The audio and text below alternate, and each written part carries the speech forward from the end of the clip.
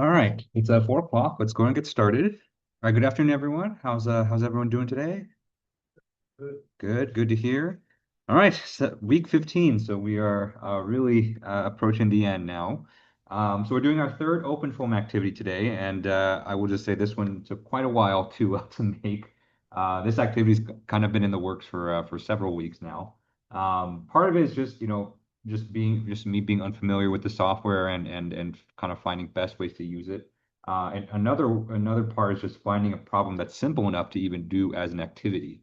Because what you'll see is that, with the tool that we're going to use today, Snappy Hex Mesh kind of really unlocks things in OpenFOAM because, this is kind of your chance to really use OpenFOAM on almost anything that you can imagine. And so as long as you can create a CAD model for your part, whether it be an STL file or an OBJ file, you can run a flow simulation on it. And that itself is very powerful. But with great power comes great responsibility, as they say in the comic book. Um, so you'll see very quickly that, it's on the one hand, this activity looks kind of boring because, we're doing just a simulation on a simple block like this. But anything more complex than this, the simulation, we kind of run the risk of running a simulation for a lot longer than it has to. So yeah, I apologize. This is something I've wanted to do with you guys for a couple weeks now, but just haven't really found a good activity for it until now. But hopefully that this activity is coming at the perfect time because I know a lot of you are interested in doing this for your final projects. Okay. Okay, so the plan for today is just to work on this activity. So it's very much an open foam day. In fact, I actually booked two full lectures for this activity, both today and Wednesday, just because I think that, I think, there's quite a lot to explain with Snappy Hex Mesh. There's quite a lot of places where it can go wrong. And the tools themselves, both Snappy Hex Mesh and the simulation, are very costly. And so, there's going to be a lot of downtime today too, where we're just kind of just sitting around waiting for your computer just to run it, depending on how powerful your computer is. Okay. My laptop is pretty good. I just got it maybe about 2 years ago. And even this one kind of struggles a little bit to kind of finish the simulations in a timely manner. So, if your computer isn't as powerful, then, you want to give yourself some extra time for that. Okay. Okay, so some announcements. So your midterm exams, I know that was the thing that we did last time you all were here. Originally, I was planning to have them graded by Wednesday, but just with everything kind of going on right now, I don't think I'll have them ready by Wednesday. But you can look forward to having them ready by Monday. So I should have the exams ready for you guys to pick up by Monday at the latest. Okay. I'm on the off chance, maybe my son goes to sleep really early the next couple of days. I might be able to get them done by Wednesday, but I'm thinking it's probably going to be Monday most likely. Okay. And so if you want to pick up your second midterm, so the grades will be on Canvas as soon as I finish them. But the exams will be ready for pickup likely on Monday. So that is Monday, um, May the 4th. Actually, the date is right here. So it's due on Star Wars Day. Okay. All right. Any questions I can answer before we get started for today? Okay. All right. And so that's the plan for today. Okay. So you may have noticed already, but the activity assignment is already posted on Canvas. So besides the final project, this will be the last assignment that's formally collected. So I would definitely go, while there's a bit of things I have to explain first during the lecture. So in the meantime, I would definitely go to the Canvas website, go under assignments, go under activity 3. Okay. You should definitely download the PDF because that has all of the information, all of the instructions for the activity today. And you're going to need to download the CAD file as well. Okay.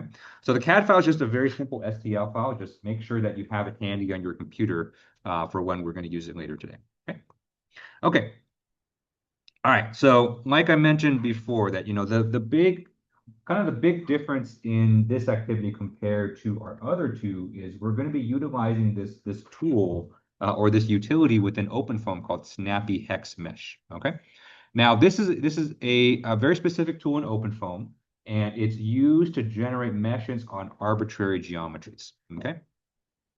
Now, one thing that's really interesting about, just computational work in general, whether you're doing CFD, finite volume, finite elements, meshing is actually very difficult. And it's something that I think a lot of people don't really appreciate, especially if you're just used to using some of the commercial softwares. Because if you've used ANSYS before, if you use SolidWorks to mesh, and if you have some experience, there's another software a lot of people use called Blender, although Blender is kind of more for 3D printing and also for animation. Meshing is actually really difficult to do.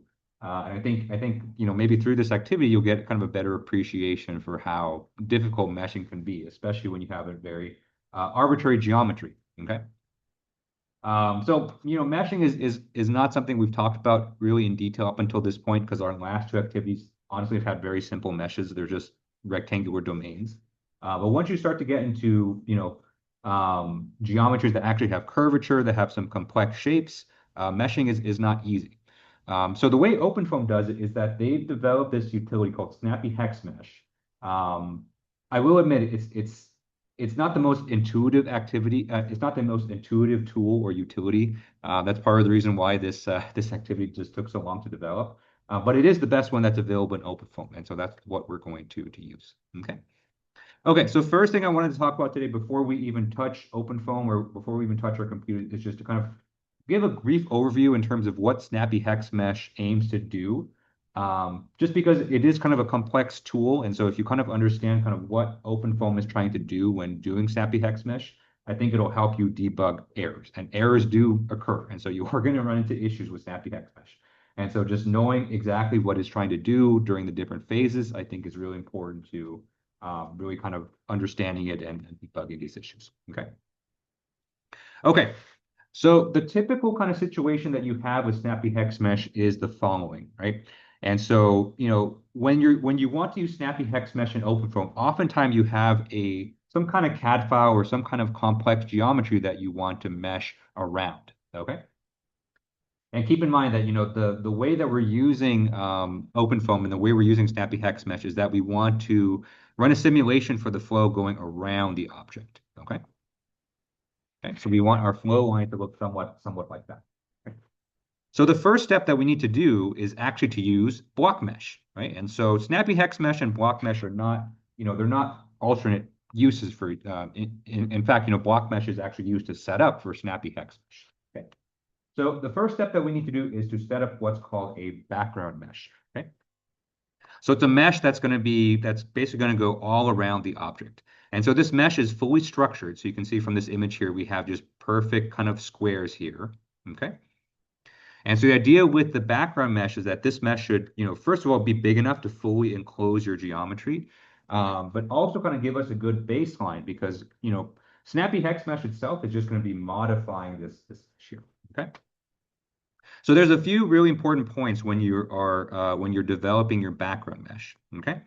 And so the first thing to note, okay, is first of all, just very simply that your background mesh should be big enough to encase your geometry itself. Okay. And so if you think back to activities 1 and 2, right, the way that we defined our block mesh was that we defined the vertices that go around the outside of our domain. And so you want to place those vertices, far enough so that your geometry is encased within. Okay. And so the first thing we're going to do, once we start to open up OpenFOAM is, first of all, check the geometric dimensions of our geometry and then set our vertices so that everything kind of fits within. Okay. Okay. And the other thing that's actually very important that I think a lot of people gloss over, and part of the reason why this took me so long to develop, is that when you specify the size of the elements, or when you specify the size of the cells in your background mesh, the aspect ratio of those cells should be close to 1. Okay. Now, what does that mean? So what that means is that you should size your mesh cells so that they all are as close as possible to a perfect cube. Okay. A cube meaning that all the sides of the cube are exactly the same length, okay?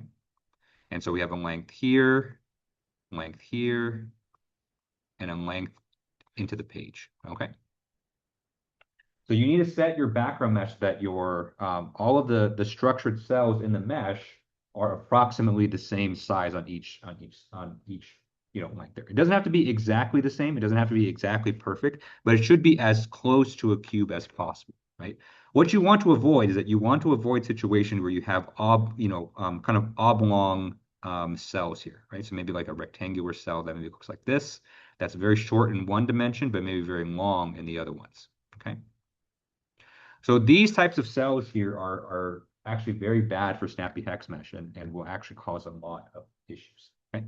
So you want to make sure that your cells are as close as possible to like this. Okay. And we'll talk about that, once we actually get into the coding, once we actually get into modifying the simulation files to make sure that we have this. Okay. But that is actually something very important. Because if you don't, your snappy hex mesh will run for 45 minutes and then it will still come up with errors at the end. And you'll be kind of just going like this and wondering kind of what's going on. So, that's one thing that I learned throughout this process. Okay. Okay. So at this point, when you have your background mesh, OpenFOAM is actually not even aware that there is a geometry in the middle there, right? So we're creating the first thing, we're creating our background mesh independent of our geometry, besides the size. Okay. So the second step is to make OpenFOAM actually aware that there is actually an object within this background mesh here. Okay. And so the first thing it's going to do is that, it's going to look at your geometry, and then all along the boundaries of the object here, okay?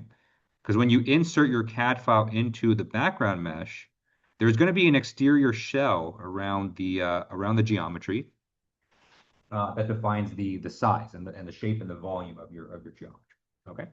So within the vicinity of that geometry boundary, the first thing that Snappy Hex Mesh is going to do is it's going to refine the mesh in those regions. Okay. And so it's going to make the mesh cells smaller in the regions of the boundary. Okay. The reason for that is that we eventually want this geometry to be basically snapped to our background mesh, and so doing this refinement will make that process a lot easier. Okay.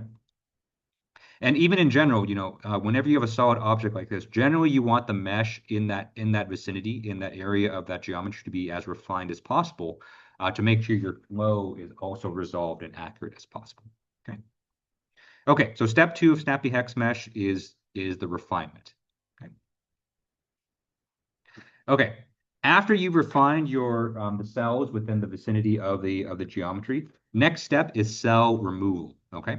So basically, whichever cells are not going to participate in the flow domain, or basically you can think of as whichever cells fluid is not going to touch, we need to remove that from our mesh here. Okay.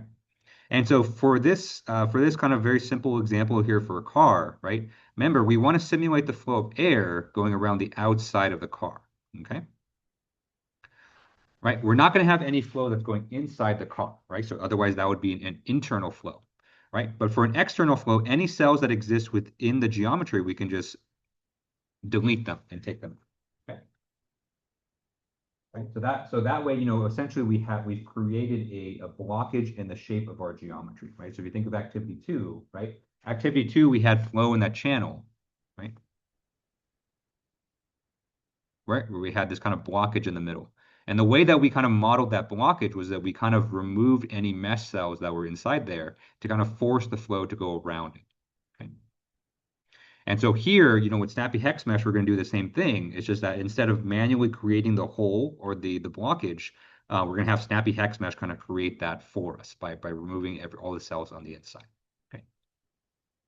Okay, so that's step 3. So step 3 is removal. And I realized that I was creating this handout in such a hurry, I didn't actually label the figures. So I will go back and fix that. Okay. Okay. After you remove the cells from the interior, right? Next step is to actually smooth out the mesh around the boundary. Okay. Because at this point right here, you can kind of see we've carved out the region in our mesh here where our object is supposed to reside, but we're still kind of limited by this kind of blocky structure in the mesh here, right? So the fit is not that great. Okay? And so the next step is to actually smooth that out. And so step 4, we call this the snap step. Okay. Right. So now that we have mesh cells here that are very close, we can then snap that mesh so that it conforms to the geometry as closely as possible. Okay.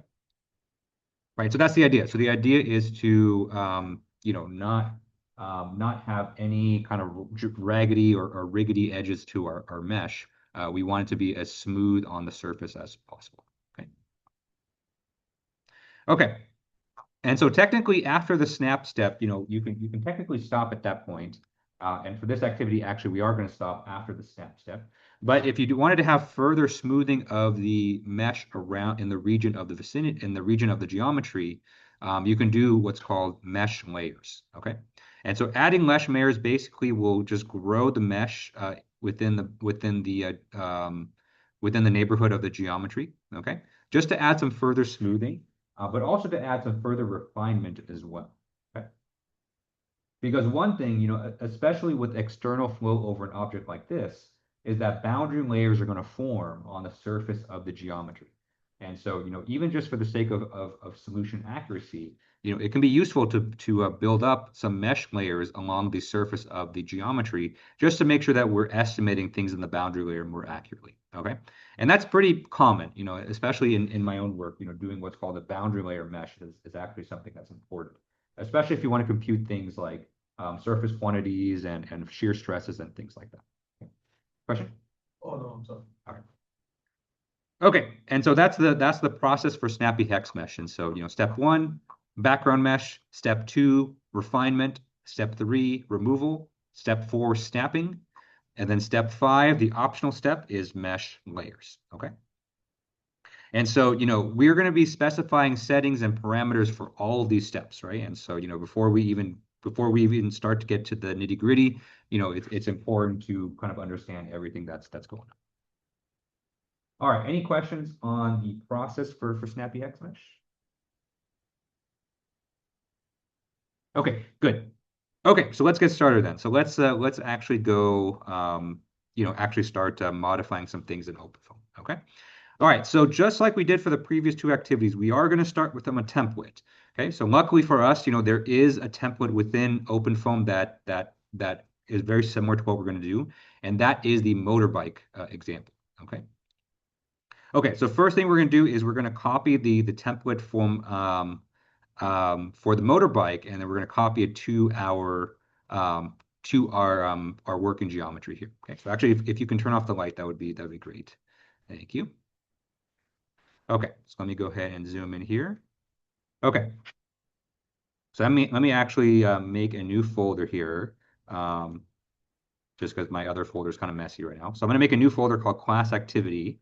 Okay, just to kind of keep things clean. Okay, so I've made a new folder called class activity. We are inside it. It's an empty folder. First thing we're going to do is we're going to copy the motorbike example into our folder here. Okay. All right, so we're going to run a CP command. Remember, CP is copy. We're going to add a -r modifier here just to make sure we can copy an entire folder. Okay. And we want to copy the motorbike tutorial. Okay, and so the way to do that is we need to access the folder of OpenFOAM tutorials, right? And so we're going to do $foam_tutorials, all in capital letters. Okay, /. Okay. We're going to use our tab here to kind of help us out to find the exact path. So I've kind of mashed tab a little bit. You can see inside this foam tutorials folder, there are quite a few folders in here. Okay. So the one that we want to have here is the motorbike one. So that one's inside this incompressible fluid folder. Okay. So I'm going to add that to our path. Right, so right now we have cp-r $foam underscore tutorial slash incompressible fluid. Okay. I'm going to hit tab a few more times just to kind of show what's inside this folder. You can see that there is a motorbike folder here. Okay. In fact, I think there's a typo in my thing here. There should be motorbike with a capital B here. So I'll go back and fix that as well. Okay.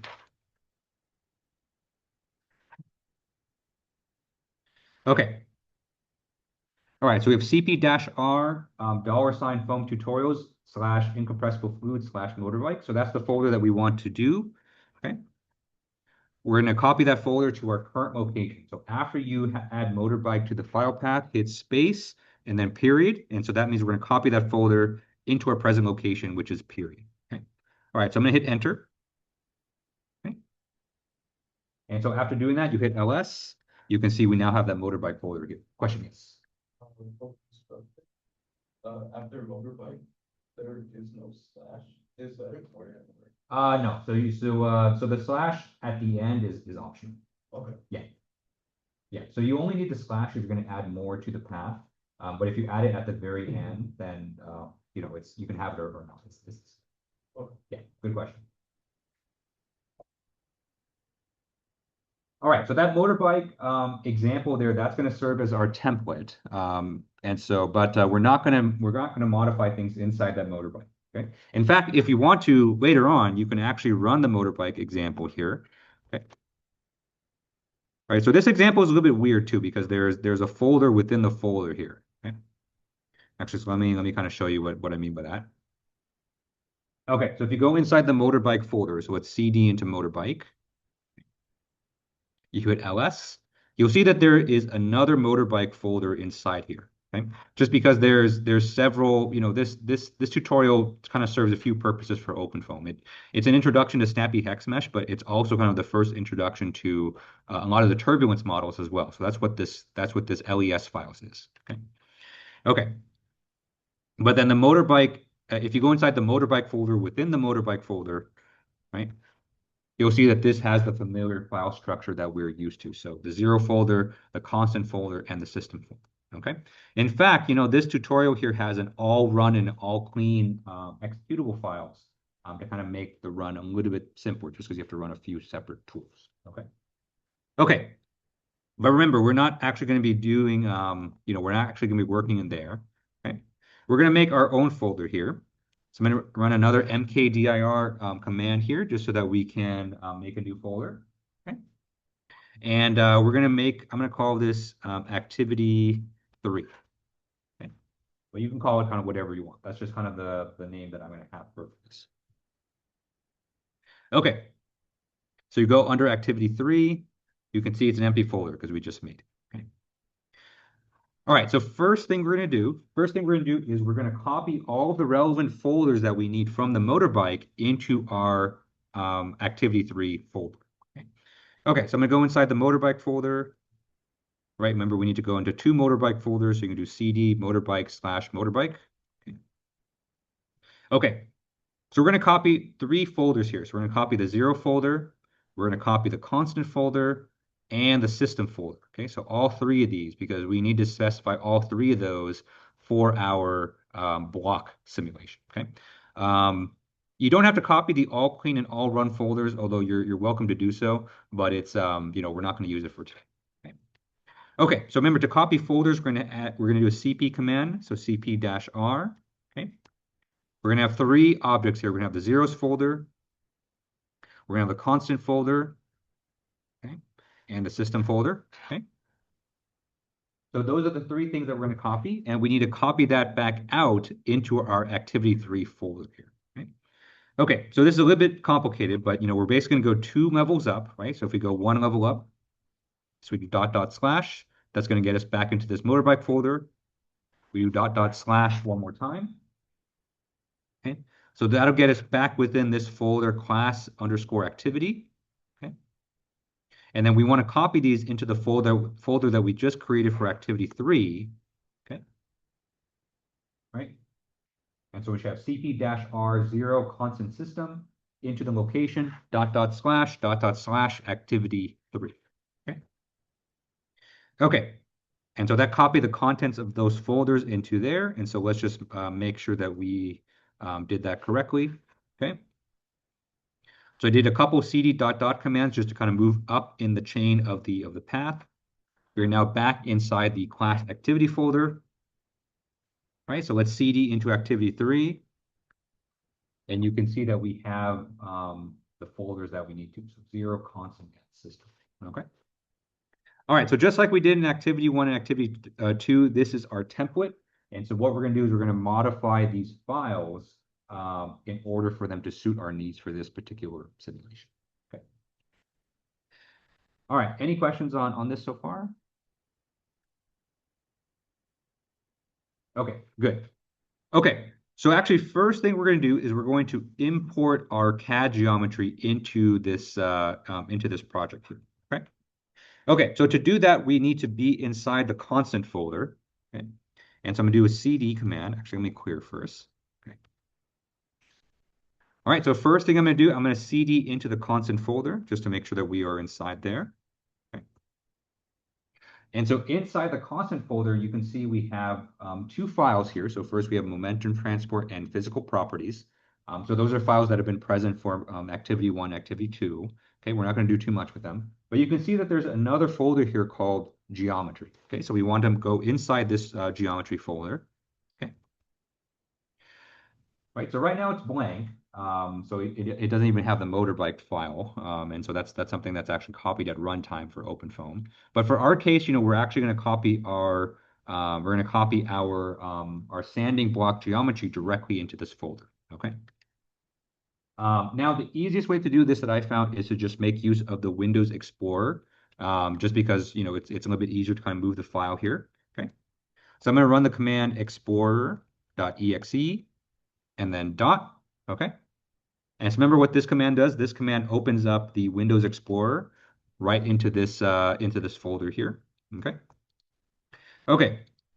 So now that we have this this folder open here, we want to copy our STL file into this folder. Okay. Okay. So if you go to the Canvas website here, you can see that the second link here will have you download the STL file. Okay, so let's go ahead and download it. I'm just going to download it to my downloads folder. Okay. All right. So let's open up that folder here. Right, so you can see we have this STL for sanding underscore block.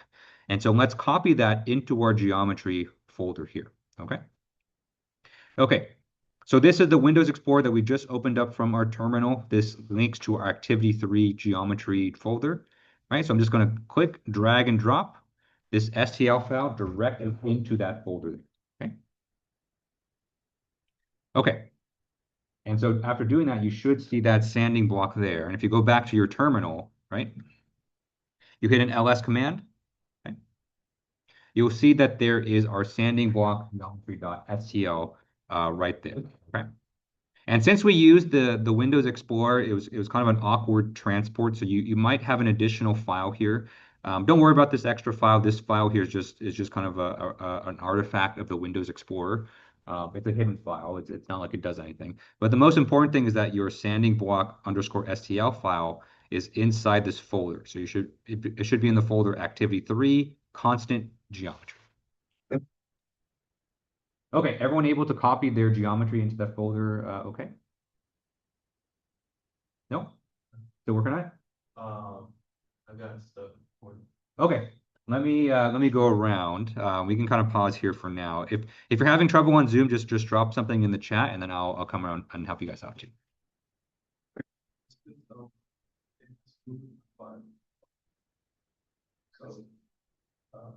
this, how we're supposed to. Yeah. We're still there. Oh, you have to make it. Okay, so let's go back, Alex. Okay, and less. Okay, so let's do MKDIR. Yep, and then activity. Okay, and LS again. Okay, so you can see now that we've created a folder activity freeway. So go back inside the motorbike try running that prompt. Oh, I went to the motorbike. Yes. And one. Yep.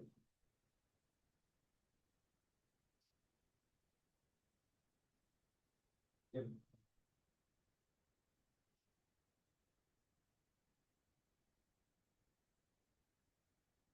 Copy it, or so you want to copy it into the activity tree folder. So space dot slash activity. Yep. Yeah, so a good way to test to see if a folder exists. So if you can tab and then auto complete, that means the folder exists. But if you can't do that, then you might need to go back. Okay. Yep. Or people. Yeah, so from here you want to copy the STL file here. So actually let's go back out here. So cp.com. cp.com. Go inside your activity folder. Okay. And let's go inside the console folder. And then there's one more, so hit LS. There's a folder here called Beyond. So let's go inside there. Oh, Yep. Okay, then let's open up Windows Explorer. That's what we need. And just Explorer.exe. Docs. spaced out or just Space com. Oh, we don't. Oh yeah, yeah. So keep this one open and then open up another folder. So I'm not sure if the STL files in your downloads. So you just right click downloads. Okay. Okay. And so in there should be the STL file that you just downloaded from Canvas, and you just move that into the shop. Should be standing underscore from login. Or you might need to read out. Yeah. You guys all good? Good. Okay. How's everyone on Zoom? Everyone at this point here, everyone have the standing block geometry in their geometry folder.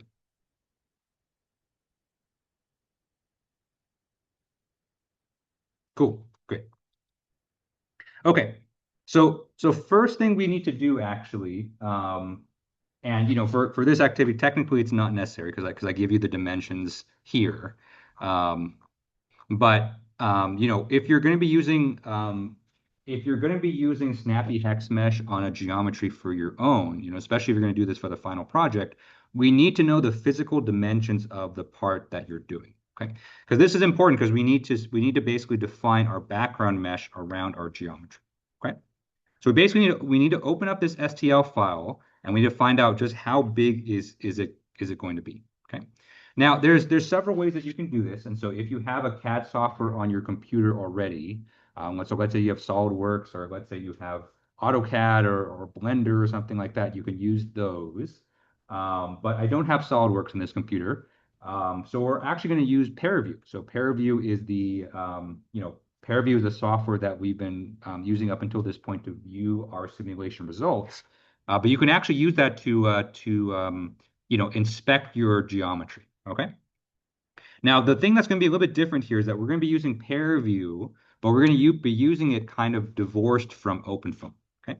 Because up until this point, to launch ParaView, we've launched the command parafoam, right? Which is kind of like ParaView that's built in with OpenFOAM. It's actually designed to work with OpenFOAM geometries.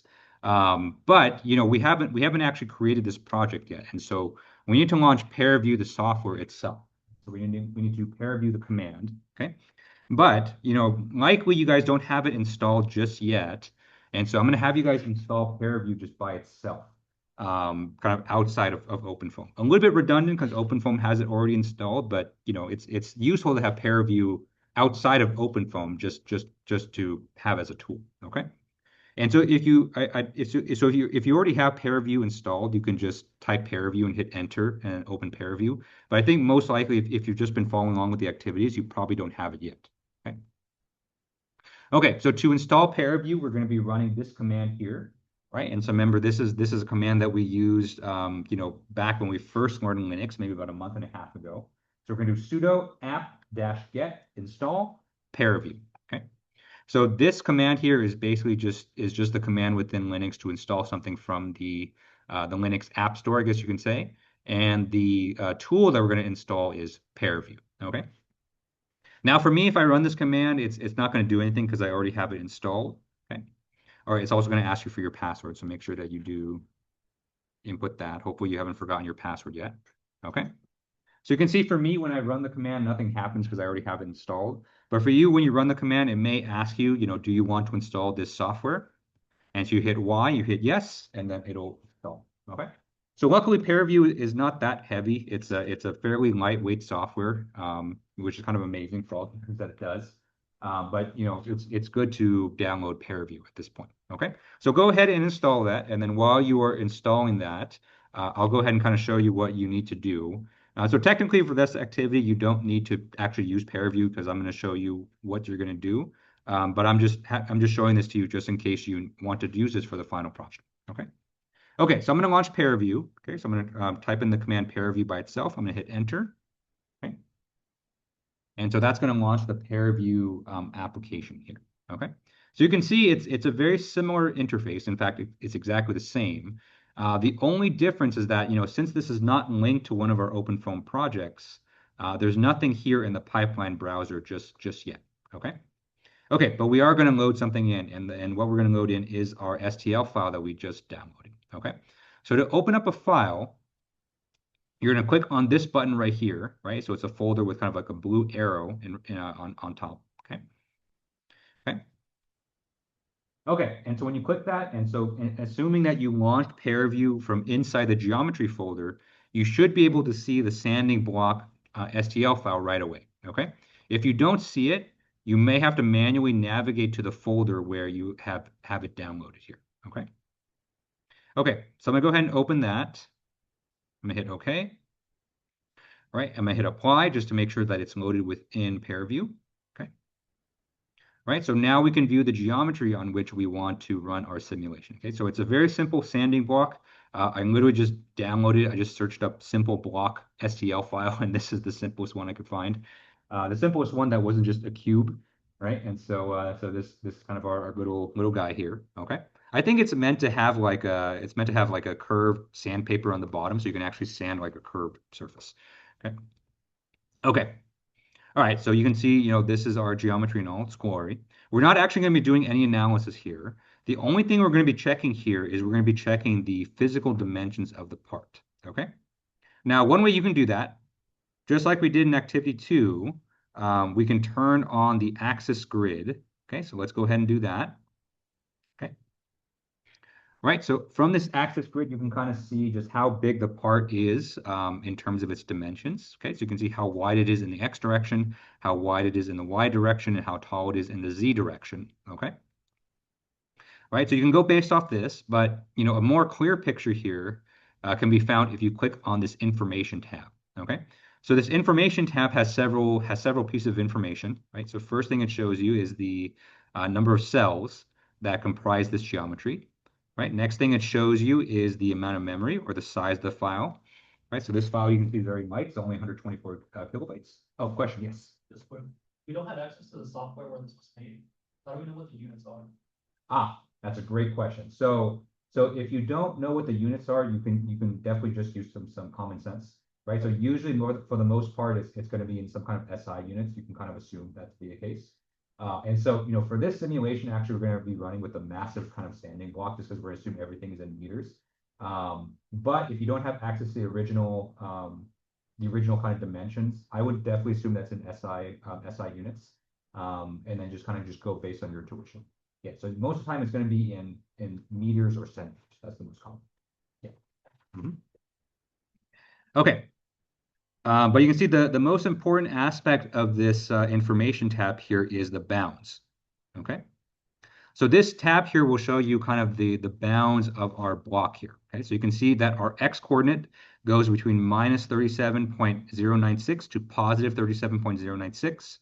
Our Y coordinate here goes from minus 80 to approximately 0.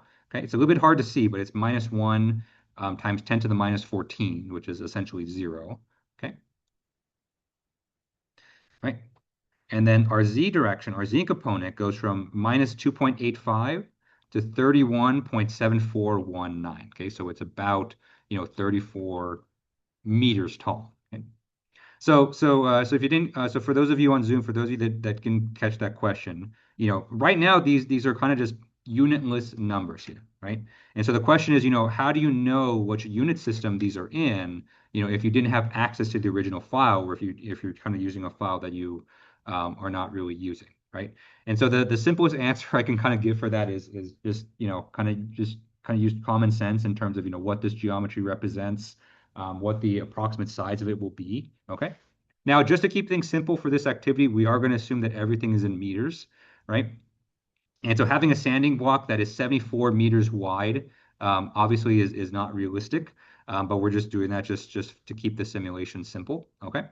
So more than likely, this part right here was probably made in, I would say, either centimeters. I think centimeters probably makes the most sense, or maybe even millimeters. No, probably centimeters or even inches probably makes sense too, right? Inches actually might be a little bit too big, so maybe it's centimeters. Okay, um, or maybe there wasn't any hints at all. This was just kind of just something that someone made up. Okay. But that is important to kind of note, when you if you're going to be using Snappy Hex Mesh on your own, is make sure that the dimensions make sense. But for now, we're just going to assume everything is in meters. Okay. Okay, but let's make note of this bounding box here because we want to make sure that when we create our background mesh is able to capture all of these components here.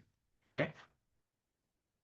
Okay. Any questions on so far? So we haven't done anything so far. We've just kind of checked the dimensions and we've kind of checked the geometry for our simulation. Okay, good. Okay, so now that we're done here, let's go ahead and close this. Let's close pair view. Okay.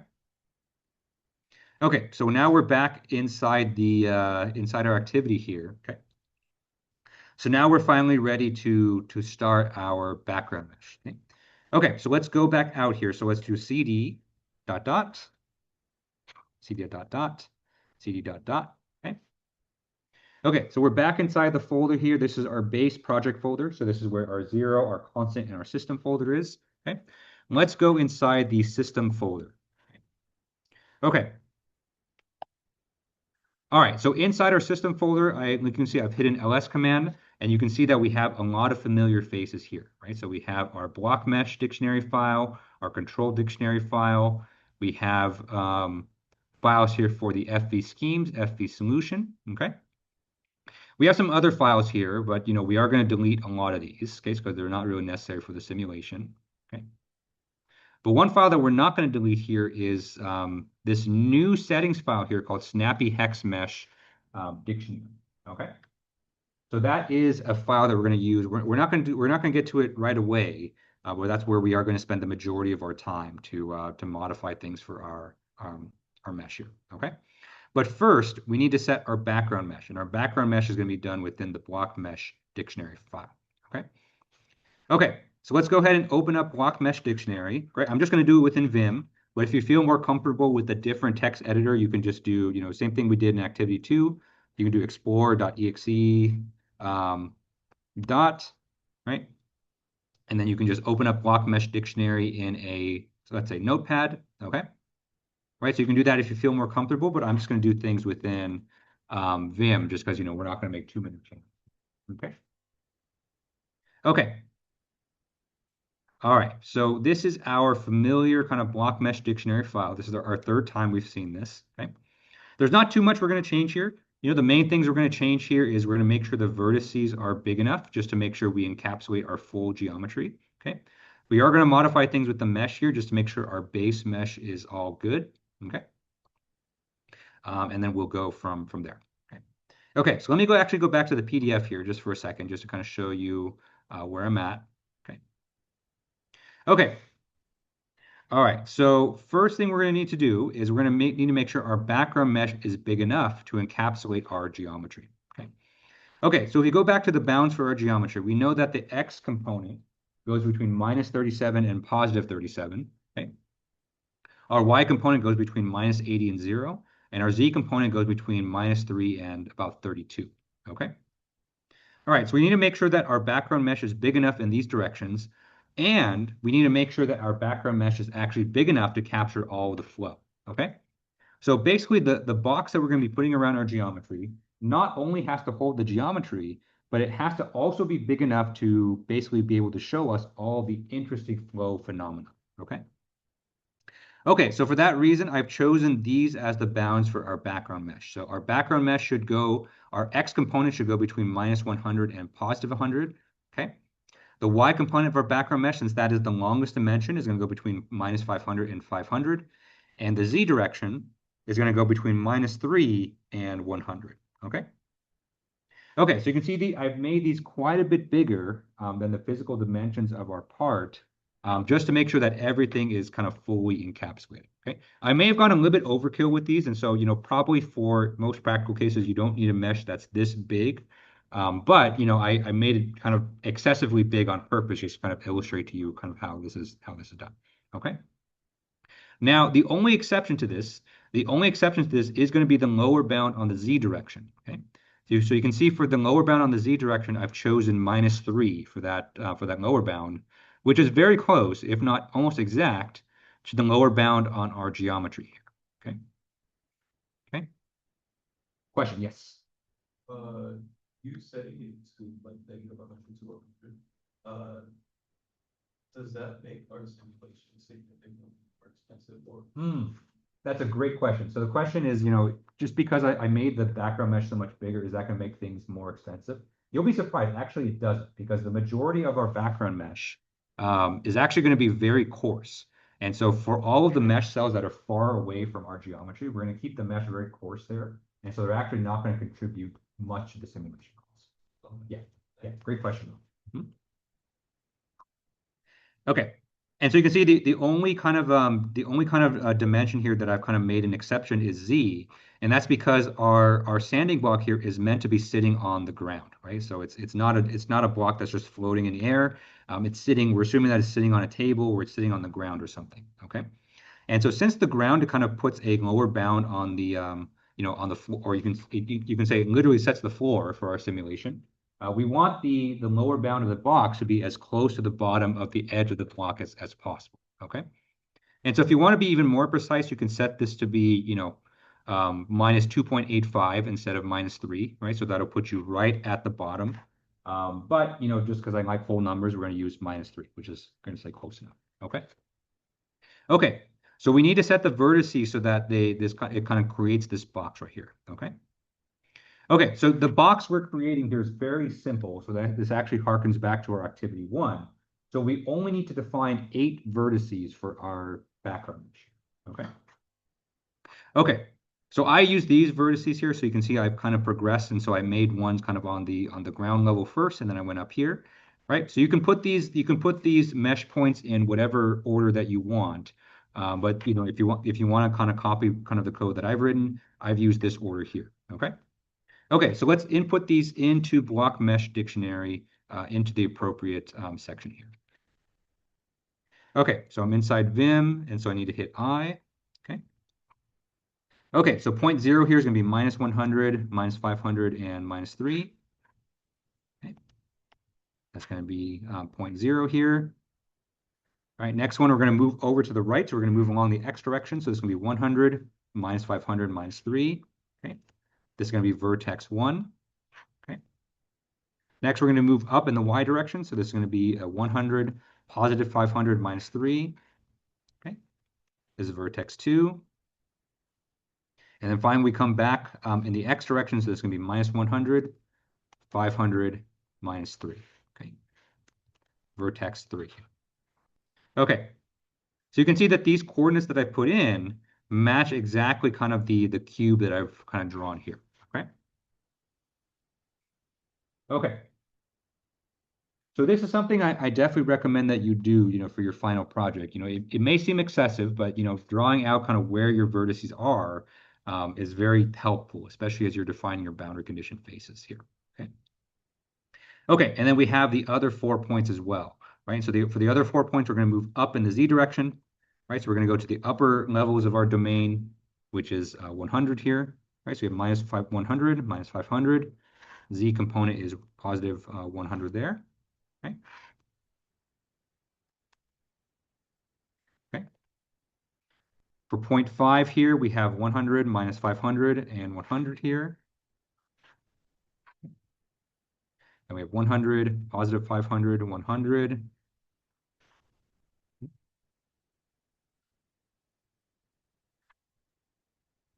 Okay. Okay. So that is our those are our 8 vertices. Okay. Again, a little bit overkill. You know, I've kind of made this box excessively big, but you know, usually you want to be bigger rather than smaller, just to make sure that you fully capture your geometry. Okay. And just like the question I was answered earlier, you know, you can make your box actually very big. It's actually not going to contribute too much to the cost because everything far away from the object, we're going to keep fairly coarse. Okay. Okay. Any questions on this so far? Okay. All right. So next thing we're going to do here is we're going to specify the number of mesh cells in each direction. Okay. Now we only have one mesh block here just because we only have a cube. Okay. And we're going to use the same kind of convention from activity 1. Okay. But this part here, right? If you remember from activity 1 and activity 2, right? This defines how many mesh cells that you want to have in each of the respective directions, okay? So first here we have the number of cells in the x direction, okay? Next we have the number of cells in the y direction, and we have the number of cells in the z direction, okay? So you can see for this project here, I've chosen 20, right? So we're gonna have 20 cells in the x direction, we're gonna have 100 cells in the y direction, and then 10 cells in the z direction, okay? So you might be wondering, you know, why did I choose those numbers specifically? Okay, because they seem somewhat random. Okay, right. And so if you remember from earlier in class today, we talked about that your background mesh, right? The aspect ratio for the cells in your background mesh should be as close to 1 as possible. Okay, so you should try to have at least perfect cubes. Okay. Now things are a bit complicated here, right? Compared to activity 1 and activity 2, in that our domain here is not cuboidal. In fact, it's a rectangular box here, right? And so if you measure, right? So if you measure the total span in each direction, right? So if you can see that the x direction here goes from minus 100 to 100, this has a total span of 200. Right? You can say it's 200 meters. Right? For the y direction, we're going between minus 500 and 500, right? So you can see that has a span of 1,000 meters. Okay. And then for the z direction, we're going between minus 3 and 100. Technically, that's a span of 103, but we'll just round to the nearest 100, and so that is 100 meters. Okay. Okay. So you can see that our domain is much, much longer in the y direction, and it's slightly longer in the x direction, and the z direction is the shortest. Okay. Okay. So with that in mind, you know, we want to set the number of mesh cells to kind of, you know, keep the same ratio. Okay. Okay. So you can see here that in the y direction, since that was the longest, okay, we've said that there's going to be 100 cells in that direction, okay? And so if we kind of divide that out, and so we know our y direction spans about a distance of 1,000 meters, okay? And so if we divide that by 100, okay, because we're gonna have 100 cells in that direction, you can see that each cell is going to have a length of 10, okay? At least in the y direction with the numbers that we have specified, okay? So that means for the x and y directions, we want to make sure that our cell length is approximately the same, okay? Okay, so for the cell length in the x direction, our x direction has a span of 200, okay? And so in order to keep a cell length of 10, okay, that means the number of cells in that x direction has to be 20, okay? Okay, hence why we have 20 there. And for the z direction, our z direction has a span of 100, okay? And so in order to get a number of 10 cells in that z direction, we need to divide that by 10, okay? Hence why we have 10 for this number right here, okay? All right, and so as long as you have that ratio, you can kind of put whatever you want, right? And so you can even double everything here. So you can have 40, 220, okay? But as long as you keep that ratio and you know, and the all the mesh cells are kind of as cuboidal as possible, then you should be good. Okay. Okay, so let's go ahead and make that change to our mesh here. Oops. Okay. All right, so we can see that our first dimension will be 20, so that's already there for us. Oops.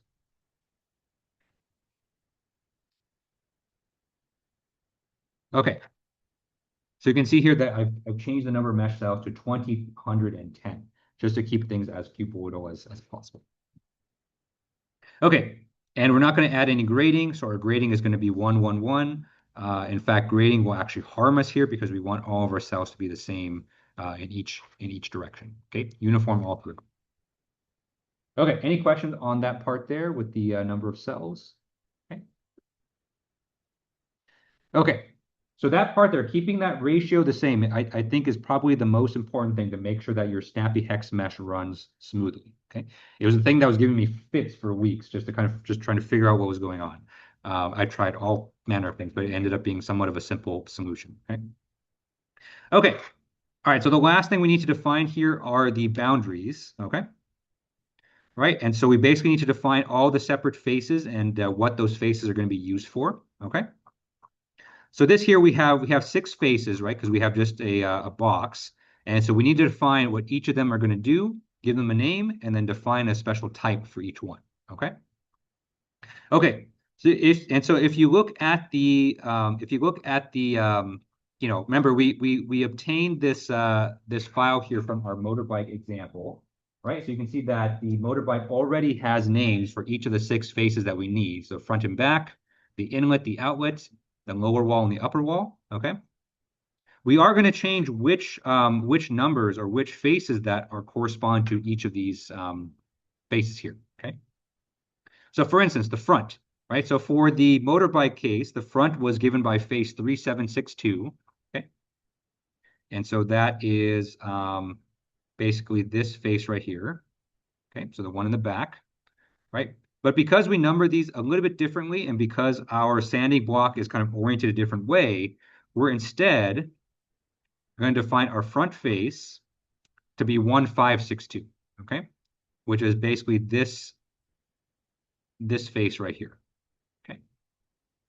Okay, so let's go ahead and make that change. And so we go into our block mesh here. Okay. And so for the front face, we're going to set 1, 5, 6, and then 2. Okay. Okay. And then by symmetry, the back face is going to be 1, 5, 4, 0. Okay. Oh, I'm sorry. That's what it was for the motorcycle. Let me scroll down here. So the back face that we're going to use here is the face that's opposite to this, which is this one right here. So that's 0, 3, 7, 4. Okay, so let's go ahead and specify that here. Okay. 0, 3, 7, 4. Okay, good.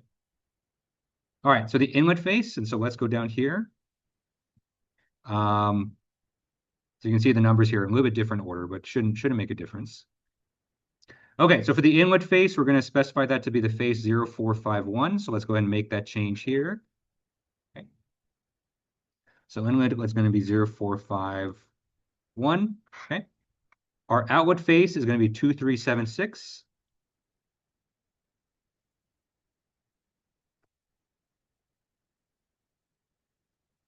Okay. And then the upper and lower walls. Okay.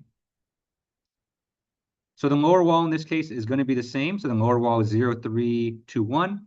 And the upper wall is 4, 5, 6, 7. Okay, so those don't change just because our sense of up and down is the same for this one compared to the motorbike. Okay. Okay, so make sure that you make the adjustments to the front and back faces and the inlet and outlet faces, just to make sure that we're going to be applying our boundary conditions on the right faces. Okay. All right, any questions on this here before we run the block mesh? Okay. All right. So we're done modifying the block mesh file. So let's go ahead and exit out here. Okay. Okay. So remember to exit out of Vim, you're going to do :X. Okay. So that's saved and exits. Okay. Okay. So now that we're done modifying the block mesh, we can go ahead and run. Okay. So remember the block mesh, we haven't inserted our CAD file just yet, but we're going to run block mesh just to create our background mesh. Okay. Okay, so I'm going to run the command block mesh. First of all, make sure that you're in your base folder here, right? So make sure that you're not within the system folder. So you can see it is cd ... to get out of there. Okay. Okay. So I'm going to run block mesh. Okay. Should run very quickly. Block mesh is a very cheap tool here, right? So you can see that our mesh here has 20,000 cells. Okay. All right, and it should run just fine. Okay. So let's check it, right? So before we move on to snappy hex mesh, let's make sure that our background mesh looks good. Okay, so I'm going to run parafoam, which is the built-in pair view command within OpenFOAM itself. Right, so let's hit enter.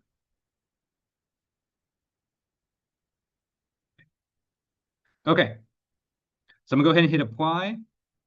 Okay, all right, so you can see our domain here. So it is a rectangular box.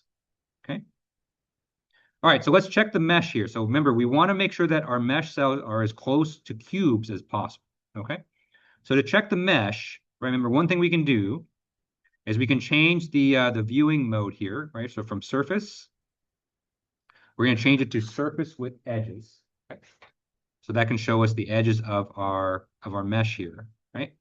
And you can see from this, we can kind of see visually from this mesh right here that all of our cells here are as uniform as possible, and they are almost as perfectly cuboidal as possible as well. Okay, right? So you can zoom in here, right? So you can see the kind of this perfect cube. Now it's not perfectly cubular, right? And so remember the Z direction, we kind of had to make an assumption there, but this is pretty close, right? And so if you were to measure the aspect ratio of this cube, you're going to see that it's very, very close to 1, right? So this is actually a very good starting point for our simulation. Okay, good. All right, any questions on that? Okay, good. Okay, so that's the block mesh. And so our background mesh is all set to go. Okay.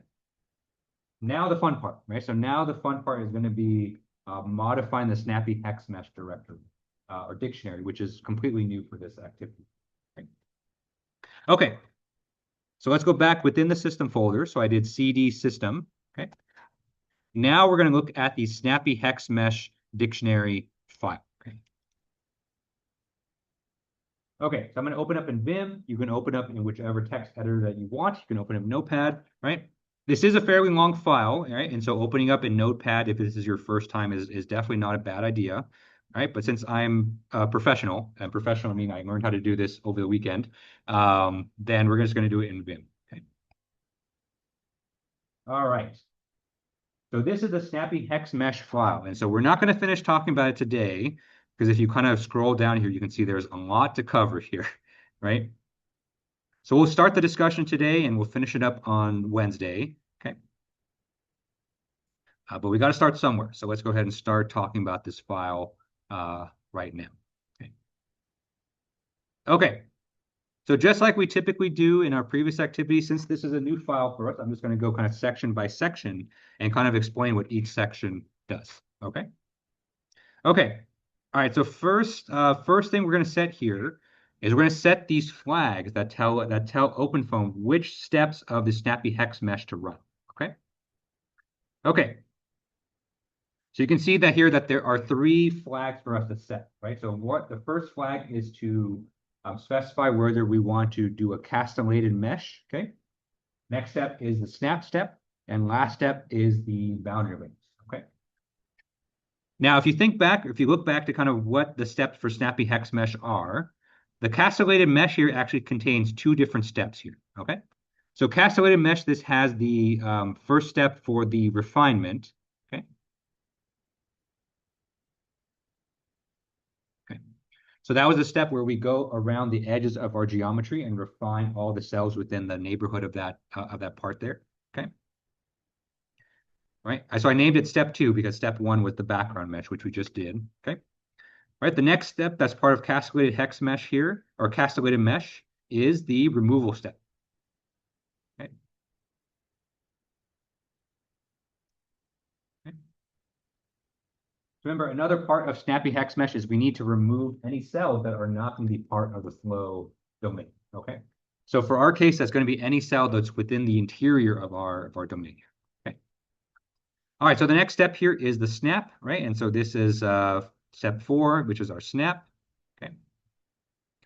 We almost always want to be snapping because, otherwise our mesh here is going to look very blocky and very, not aesthetically pleasing. All right. So make sure you always snap. The last step here, which is our optional step, which is to add in layers to our mesh. Okay. Okay, but remember, this step here is optional, right? So you don't need to do it. I do recommend it for your final projects, especially just because I think you guys are going to be running simulations on meshes that are more complicated than a simple block here. But for now, we're gonna disable it just for the sake of time. Okay. So your first 2 flags should be true, and your last flag should be false. And so that should be the default settings from the motorbike. Okay. So we're not going to change anything here, but just for your information, these are the steps that are involved in each of these different steps here. Okay. Okay. Good. All right, so now that we've kind of gone over the flags there, let's go ahead and actually start to talk about our geometry. Okay. So if you scroll down a little bit here, you can see that there is a section where we are defining the geometry. Okay. Okay, so you can see here it's set to the motorbike, because remember that was the template that we're using, but we are going to change this according to our sanding block here. Okay. Okay, so let's do that first. Okay, so I'm going to go into insert mode. Oops. Okay, so first thing we need to specify our sanding block file here, okay? Now, by default, OpenFOAM is going to look within that geometry folder that we created. The only thing we have to specify here is just the name of the file, okay? So the name of our sanding block file is sanding_block.stl. The type is the same, and so, we don't need to change the type. So the type is just going to be tri-surface. That is perfectly fine, okay? All right, and so the next thing that we're going to do is we're going to change the name for this geometry part here, okay? So before that was motorbike, because we were doing a motorbike simulation. Let's change this to sanding block with a capital B, okay, just to indicate that that's the second. Okay, and so with that simple change, we've instructed OpenFOAM to look for a different geometry file. So we're going to instruct it to check for the file sanding_block.stl. And then everywhere that we refer to this geometry later on in the code, it's going to be referred to as sanding block with a capital. Okay. Okay. Good. All right. And so now when we run snappy hex mesh, it's going to find that geometry file. Okay. Next step that we're going to do here is we're going to define what's called a refinement box. Okay. So what is a refinement box? Okay. So by default, OpenFOAM is going to be creating a refined mesh that snaps to the geometry of your CAD file. Okay. But even besides that, it's still useful to create a box that goes around your object. Okay. Okay. It's a little bit hard to see here just because it's a transparent mesh, right? But usually it's actually a pretty good idea to add a box around your object and refine everything within that box itself. Okay. And so we're going to do that just based on this box here. Okay. Okay. So let's go in and let's change those parameters there. But let me just make sure I get the numbers here right. Okay. Okay. So we want this box to be centered on our block here, right? So for our refinement box, we're going to set it so that it matches our block exactly. Okay. Right, so you can see I've made this box. This box here is obviously smaller than our domain, but it is going to be bigger than our geometry here. Okay. Okay, so for this refinement box, we're going to set the first point here to be minus 45.0, minus 100, and minus 3. Okay. So that's the first corner of our refinement box, right? And so the way that this box works is that it's actually a lot simpler than our block mesh, right? Whereas we're going to assume that we're going to click on the minimum here, and then just kind of drag the box up top, right? So you just have to have the starting and ending point for our box. Okay. Okay. So then the upper bound for the box here is going to be 45.0. We're going to have 20.0 and then 40.0. Okay. All right, so that creates a box around our standing block there just to make sure we can refine the mesh around that block. Okay. Now this refinement box is a little bit small, right? So usually you want your refinement box to be maybe a little bit bigger, right? Because there you're going to see that there's a lot of interesting flow phenomenon that occurs within the region of the block, right? And so that's something that you may want to explore for your final project, even maybe something you want to explore for this activity if you want to tinker around with it. But the reason I said it like this is just to keep the cost under control, right? And so I don't want to be sitting around here for half an hour waiting for the simulation to finish, right? And so I made my refinement box a bit small. Okay, so even I admit that this box here is kind of small. Okay? Usually you want to have a bigger refinement box around your geometry, just so that you can capture all the interesting flow phenomena, right? But for this activity, I just chose to keep it small just for the sake of it. All right, any questions on this so far? Okay, good. Okay, so now we get into the meat and potatoes of this file here. Okay. Okay, and so for each step in the snappy hex mesh algorithm here, we're going to be specifying different settings for those different parts here. So we have the settings for castellated mesh, the settings for the snap, and the settings for the layers. Okay. Okay, so let's go over the settings for the castellated mesh first. And so we'll start talking about it today, but of course we're going to continue it on Wednesday here. Okay. All right, I'm going to maximize this to kind of make things a little bit easier to kind of. Okay. All right, so first of the settings here is we can specify the maximum number of local cells. Okay.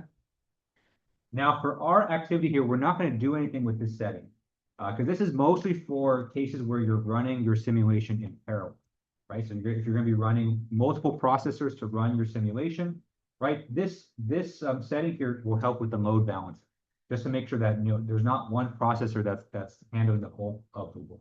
Okay. So you can set the maximum number of cells that can exist on any given local processor. But since we're just going to be running our simulation just on a single processor, this setting here is kind of meaningless for us. Okay.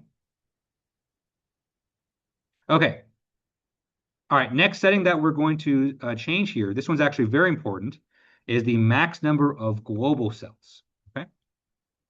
So this sets an upper limit on the number of cells that can be in your mesh in total. Okay. So the thing with snappy hex mesh compared to the block mesh is that it's much less of a, I would say, much less of a controlled process. Okay. And so you don't really have a lot of control in terms of, where the mesh is going to refine and how much it's going to refine for you. Okay. Which honestly is pretty typical. So for most CFD softwares, the mesher is not something you can control. It's kind of like a wild animal to a sense, right? And so to kind of help control the size of the problem, we can put an upper limit on the number of cells that we can have in total. So once it kind of hits this limit, it's going to stop with the mesh. Okay. So you can see for this motorbike, the upper limit here is very aggressive. And so you can see we have a maximum number of cells of 7 million, okay? Which is way more than we want to do for this simulation. 7 million is going to run us a long time. Okay. So for our case, the maximum number of cells that we want is just 1 million. Okay. 1 million is a pretty good upper limit if you're going to be running on your desktop computers or your personal machines. Okay. Again, once you're kind of, once the training wheels are off, feel free to tinker around with this parameter here. Just be prepared that if you have meshes that are going to be in the, 2 million, 3 million, 4 million, just be prepared that the simulation may take a while to run. Okay. But for this activity, we're going to keep it at 1 million. Okay. Good. All right, and then for the other settings here, we are going to leave them alone, right? So you can see there's 3 more settings here. So there is a setting for the minimum number of refinement cells, the maximum load imbalance, and the number of cells in between layers here, okay? So you can see that, one nice thing about this motorbike example here is that they do have a small description here in terms of what these settings do, okay? So you're definitely welcome to kind of read this yourself and kind of tinker around with these parameters. Usually these parameters, if you kind of change them, you don't change them too crazily, it's not going to break anything. So definitely tinker around with these and kind of see how they work.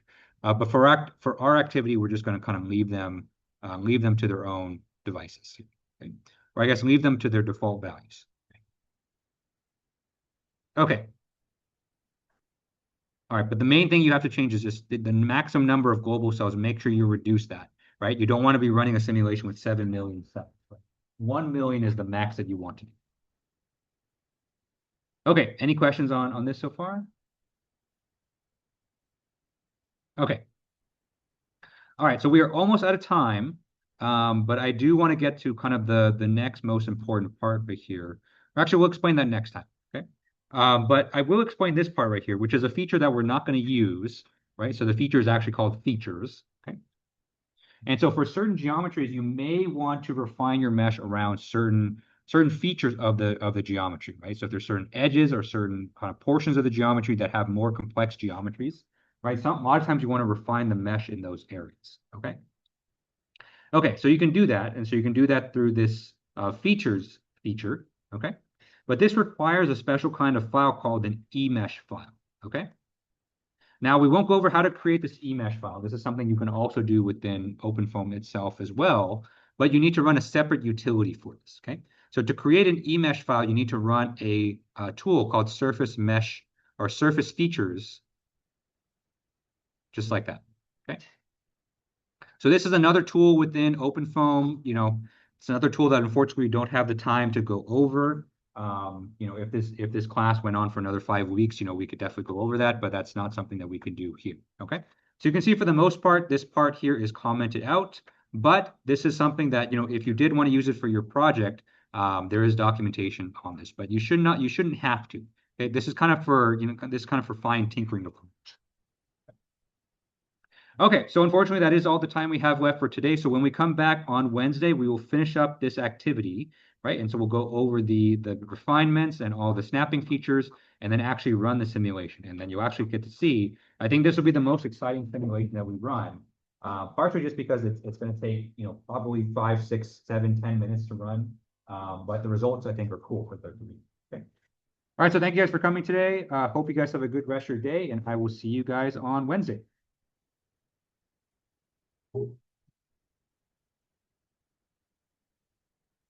Hey, David, what's up? Hey, I was just curious, there was like a streamlines function Yes. that was in there. Yep. So would that be able to determine like velocity, pressure, whatever along those lines? You could. Yes, I put it in there. Yes, yes. So then, I don't know if you went over this, but I don't know if you looked at this, but like, how would you go about putting those streamlines in there? Yeah, so for me, so we are going to do streamlines for this activity, but we're not going to do it through OpenFOAM. We're actually going to do it through Parity. Just because I find the interface on Parity a little bit easier to do. Yeah. But the unfortunate thing is with Parity, it's going to be purely a visual thing.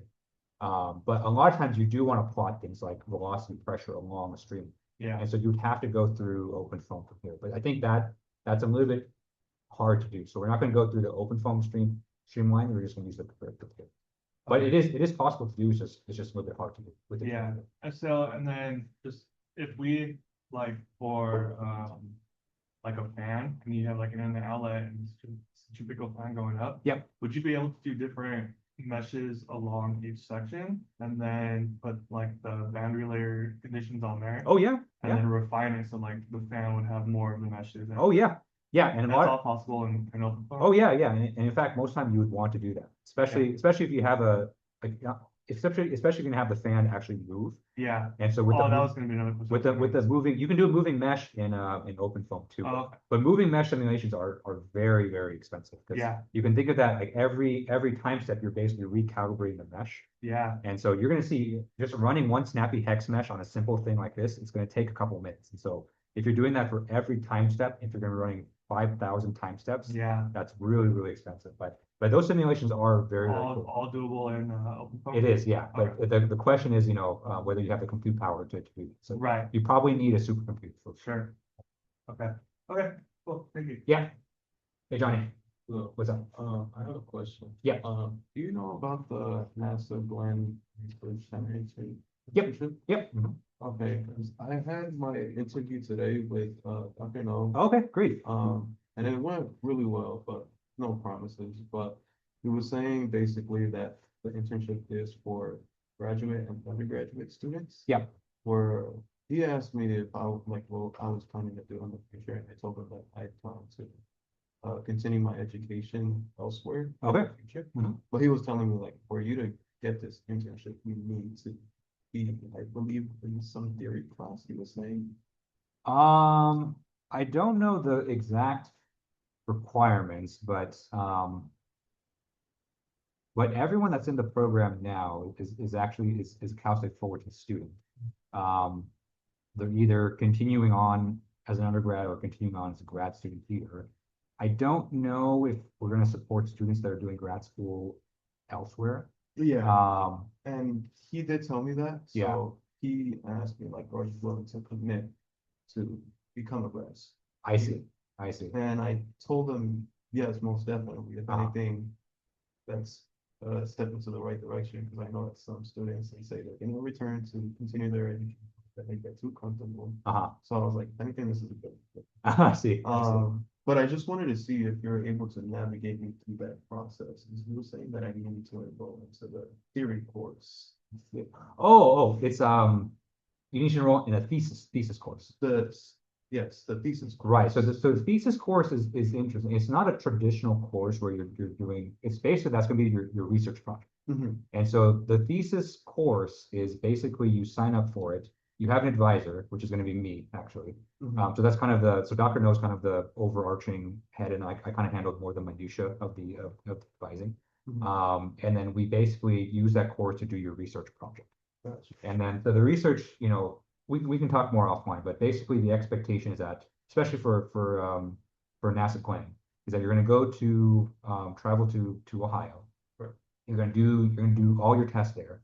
You're going to come back with a bunch of data, and then we're going to write your thesis paper, which essentially kind of like a final. You can think of it like a final report for the thesis, but it's much more detailed because it's like a research type of. Okay. Yeah. I was gonna ask you, because he said that by the end of the week he'll reach out to those who do get the internship.